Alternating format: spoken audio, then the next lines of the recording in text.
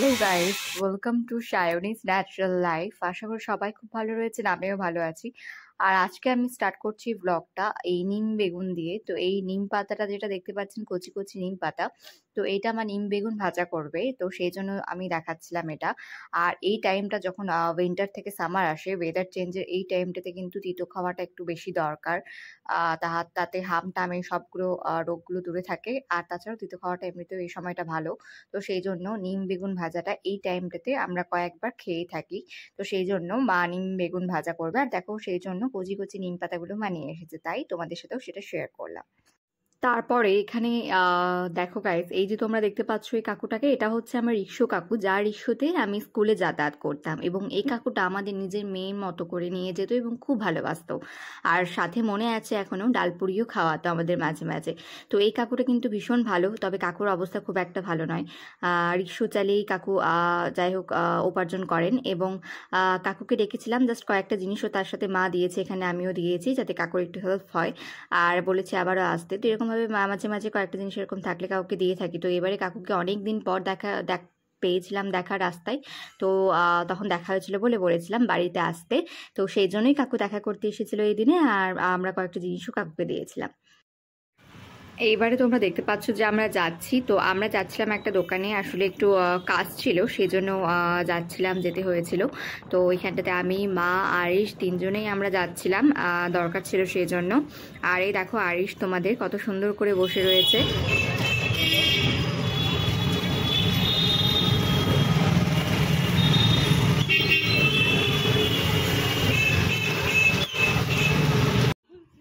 তারপরে এখানে তোমরা দেখতে পাচ্ছ আমরা মার্কেটে গেছিলাম একটা দোকানে কসমেটিকের, সেখানটাতে ও সবাইকে দেখে এত হাসে এবং এত মানে আওয়াজ করে বা দেখে সবাইকে, যে সবাই ওকে কোলে নিতে চায়।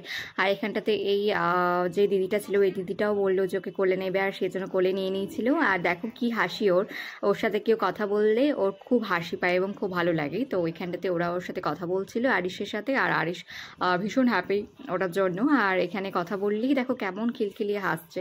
তো এটা সবার দেখতে বেশ ভালো লাগে, আর ও সত্যি সবার কাছে হাসে।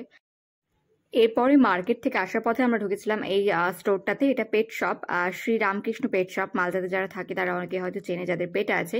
তো এই পেট শপটা থেকেই আমি তোমাদের আগের ব্লগেও দেখেছি, যারা আমার কন্টিনিউ ব্লগ দেখে তারা অবশ্যই এই পেট শপটা আগেও দেখেছো হয়তো। এখান থেকে বাড়ির জিনিসপত্রও নিয়ে যাওয়া হয়, বাড়ির ট্রিটস, বিস্কিটস, তারপরে মেডিসিনস এইসব। তো এখানটাতে ওই জন্যই এসেছিলাম, বাড়ির চিকেন স্টিক নেওয়ার ছিল। আর দেখো তার পাশে এখানে রাধাকৃষ্ণর পুজো হয়েছিল, তো সেটাও তোমাদের দেখাচ্ছি। এই যে কি সুন্দর লাগছে দেখতে রাধাকৃষ্ণকে। তো এখানে রাধাকৃষ্ণর একটা পুজো হয়েছিল। অ্যান্ড আমি মাকে বলছিলাম যে চলো একটু এখানটাতে দাঁড়িয়ে একটু পিকচার্স তুলে নিই দাঁড়িয়ে। তো এই জন্যতে এখানটাতে পিকচার্স তুলছিলাম। আর দেখো আরিশের হাই উঠছে, ও বাড়িতে যাবে, বাড়িতে গিয়ে ঘুমিয়ে যাবে। এই সময়টা আসলে অনেক সময় ঘুমও পেয়ে যায় ওর ইভিনিংয়ের পর। তো যাই হোক এখন আমাদের হয়ে গেছে, আর আমরা এখান থেকে এবারে বেরিয়ে পড়বো। আমাদের নেওয়া হয়ে গেছে সব।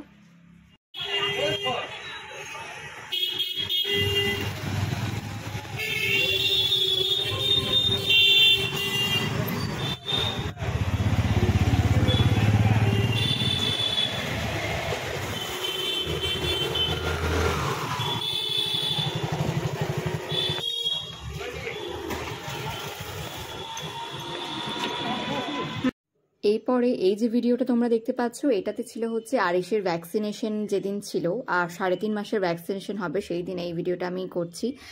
আর আরিশের ভ্যাকসিনেশন ছিল, তো 3.5 মাস বয়সে যেই এজটাতে ভ্যাকসিনটা নিতে হয় সেটা ওকে দেওয়াতে নিয়ে যাব। আর যখনই ভ্যাকসিন দেওয়ানোর ডেট থাকে তখনই বেশ মনটা খারাপ লাগে, এটা ভেবে যে কতটা কাঁদবে। মাও তাই বলছিল এবং আমিও সেটার জন্য ওয়ারি ছিলাম যে কি জানি কতটা কাঁদবে, কি করবে সেজন্য। আর প্রত্যেক বাড়ি যখনই নিয়ে যায় তার আগে অবশ্যই যেরকম মাদের অবস্থা হয় আমার অবস্থাও ঠিক সেরকমই লাগে। অবভিয়াসলি মনটা খারাপ লাগে যে ও কতটা কাঁদবে, আবার কতটা কষ্ট হবে কে জানে। সো এটাই মনে হয় প্রত্যেকবারই। তো আবারও সেটাই মনে হচ্ছিল। আর এখানে দেখো কত সুন্দর ও ঘুমিয়ে রয়েছে। তো ও জানেও না যে আজকেও যাবে ভ্যাকসিন দিতে। তো যাই হোক নিয়ে যাবে ওকে। তো এখানটাতে আমি সকাল সকাল ব্রেকফাস্ট করে নিচ্ছি আজকে, ম্যাগি বয়েল ম্যাগিটা আজকে খেয়ে নিচ্ছি। আর কিছু মানে খাচ্ছি না, তাড়াতাড়ি করে যেতে হবে, সব কিছু করে তাড়াতাড়ি করে নিয়ে যেতে হবে আরিশকে। আর সাথে আমাদের পাশের বাড়ির যে কাকিমার ছেলে হয়েছে ওই কাকিমাটাও আমাদের সাথেই যাবে। তো গাইস তোমরা দেখতে পাচ্ছ যে আমি রেডি হয়ে গেছি আরিশকে ভ্যাকসিন দিতে নিয়ে যাব সেই জন্য।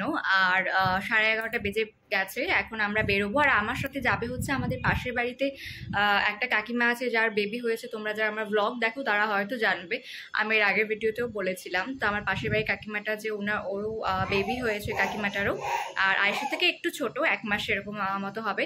তো ও যাবে আজকে, ওরও সেম টাইম হয়ে গেছে ভ্যাকসিন দেওয়া, তো সেই জন্য একসাথেই যাব। তো ওই কাকিমা ফোন করেছিল যে একসাথে যাবে বলে, যখন যাবো তখন জানাতে। তো সেই জন্য ওই কাকিমা আমাদের সাথেই যাবে। তা আমিও রেডি হয়ে গেছি, মাও রেডি হয়ে গেছে, আর আরিশকেও রেডি করে দিয়েছি। তবে বোনটা আমার ভীষণ খারাপ লাগে যেদিন ওর ভ্যাকসিন থাকে, খুব ভয়ও লাগে, স্ক্যারি থাকি আমি ভীষণ, যে কি জানি কতটা কাঁদবে। তার মধ্যে 2.5 মাসের ভ্যাকসিন হয়েছে একটা, আর আজকে ভ্যাকসিন হবে 3টে। সো মানে একটা ভ্যাকসিন হয়েছে, এবার আজকে 3টে ভ্যাকসিন হবে, মানে বুঝতেই পারছো। তো এবার একটু বেশি ভয়ে আছি আমি, মানে বেশি স্ক্যারি ফিল হচ্ছে। আর তার সাথে খারাপ তো অবভিয়াসলি লাগে। আমার মনে হয় যে কেন যে এতটা বেবিকে, মানে এতটুকু বেবিকে এরকমভাবে ভ্যাকসিন দেয়, সেটাই। হ্যাঁ হ্যাঁ মাম্মা, চলো চলো চলো। সো গাইস, এখানে দেখো আমরা চলে এসেছি যে সেন্টারটাতে ওকে ভ্যাকসিন দেওয়ানো হয়। যারা আমার ব্লগ দেখো রেগুলার তারা অবভিয়াসলি জানো। তো এখানটাতেই আমি মিশন ঘাটে ওকে দেওয়াতে নিয়ে আসি প্রত্যেকবার ভ্যাকসিন মালদাতে। তো এখানেই চলে এসেছি আবারও ওর ভ্যাকসিনটা দেওয়ানোর জন্য।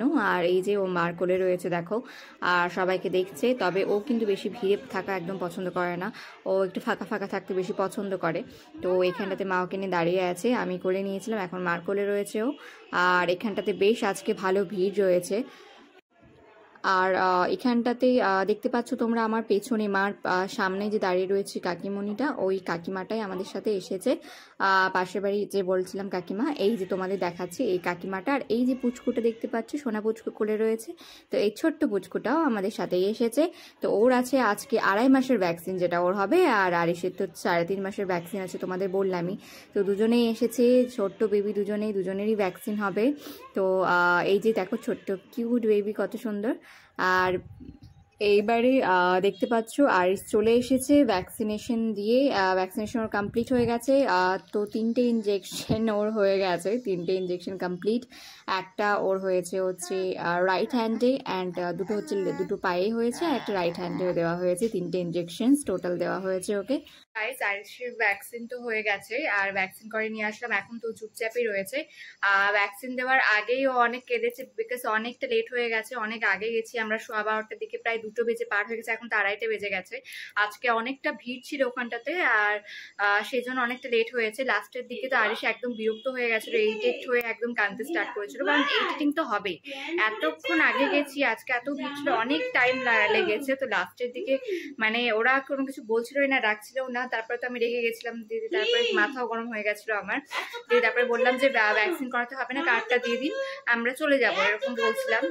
কারণ অনেকক্ষণ হয়ে গেছিল, অনেক লং টাইম, কখন 12:15 কখন 2টো বেজে গেছে তখন, ওই জন্য। তারপরে তখন বললো যে না এবারেই হয়ে যাবে, এরপরে ওর রয়েছে।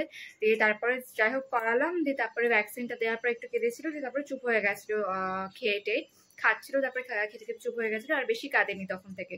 তো এখন তো চুপচাপই রয়েছে। আমি ঠিক ভ্যাকসিন যখন দিয়েছি ওকে তার থেকে 2 ঘন্টা হয়ে গেছে, তারপরে ওকে জ্বরের যে ব্যথা মেডিসিনটা সেটা খাওয়াবো। আর জেল আমি লাগিয়ে দিয়েছি এখন এসে পরেই, যাতে ব্যথাটা না হয় যেখানে ইঞ্জেকশন দেওয়া হয়েছে সেখানে। আর যাই হোক, এখন চলো এবার তাড়াতাড়ি করে লাঞ্চ করবো আমি আর মা। এই যে বাড়িকে খাওয়াচ্ছে, দেখালাম মা। আর আমাদেরও ভীষণ খিদে পেয়েছে, আমি আর মাও এবারে খাবো। তো খেয়ে নিই, তারপর তোমাদের সাথে আবার পরে দেখা হচ্ছে লাঞ্চ করে। এইখানে তোমরা দেখতে পাচ্ছ এই যে বাড়িকে মা খাইয়ে দিচ্ছে, বিকজ বাড়িরও খিদে পেয়ে গেছে, ও তো বাড়িতেই ছিল, মা এসে তারপরে ওকে খাওয়াচ্ছে। সো এই ভিডিওটা গাইস আমি করছি হচ্ছে ইভিনিংয়ে। আর এই যে দেখতে পাচ্ছ আরিশ শুয়ে রয়েছে এখানটাতে, ও ঘুম থেকে উঠেছে। আর আরিশের হালকা জ্বর এসেছিল, তো সেই জন্য আমি ওকে মেডিসিন খাইয়ে দিয়েছি। তোকে আমি সুমল মেডিসিনটাই খাইয়েছি জ্বরের জন্য, যেটা সুমলটা খাইয়ে থাকি আমি। সো সুমলই খেয়েছে ও, আর তারপরে জ্বরটা ছেড়ে গেছিলো। তো ও সেরকম কাঁদেনি, একটু জাস্ট কাঁদছিল দুপুরবেলা, তারপরে আর সেরকম কাঁদেনি, এখন এমনি নর্মালি ঠিকই রয়েছে, খেলছেও, দেখতে পাচ্ছ তোমরা, খেলছেও ঠিকঠাক আছে। আর হালকা জ্বরটা ছিল বলে মেডিসিনটা খাইয়ে দিয়েছিলাম সুমলটা। দেখি যদি রাতে জ্বর আসে তাহলে আবার খাওয়াবো, কারণ 6 আওয়ার্সের আগে তো আর খাওয়ানো যাবে না। সো ওই জন্য রাতে জ্বর যদি আসে তাহলে একদম ঘুমানোর আগে ও খাবে। তো নর্মালি এখন অবধি ঠিকই আছে, তো দেখা যাক এরপরে যে রাতটুকুটা কেমন থাকে, মানে কালকে কেমন থাকছে। এই ভিডিওটা গাইস আমি করছি পরের দিন। আর এই যে দেখো আরিশকে এখানটাতে ড্রেসটা খুলিয়েছি, ওকে অন্য ড্রেস পরবে। আর এখানটাতে একটু জাস্ট ওর হাত পাগুলো একটু নাড়িয়ে দিচ্ছিলাম। আর এখানটাতে হেপারিন জেলি যেটা ওকে লাগানো হয় ইনজেকশনের জায়গাটাতে, সেটা লাগিয়ে দিয়েছিলাম। আর ও ড্রেসটা জাস্ট খুলেছি, ও ড্রেস চেঞ্জ করাবো সেই জন্য। আর আরিশ কিন্তু ঠিকই রয়েছে, আর কিন্তু কোনো কান্নাকাটিও করেনি পরের দিন, এমনি ও নর্মালি ঠিকই রয়েছে। তো আর এমনি পরের দিন ও সেরকম অসুবিধা এমনি তো কোনো সময় আর হয় না, পরের দিন থেকে আস্তে আস্তে ও ঠিক হয়ে যায়। আশা করি এবারে আর কোনো অসুবিধাই ওর হবে না, প্রবলেম। তো যাই হোক, যারা জানো না তাদের জন্য আরেকবার বলে দিই, যদি জ্বর আসে তাহলে অবভিয়াসলি বেবিদের সুমলটা খাওয়াবে, খুব ভালো কাজ করে। আর যে ইঞ্জেকশনের জায়গাতে হেপারিন জেলি যেটা, সেটা লাগিয়ে দেবে, তাহলে ঠিক হয়ে যাবে। দেখা হবে তোমাদের সাথে তাহলে আবারও নেক্সট ব্লগে।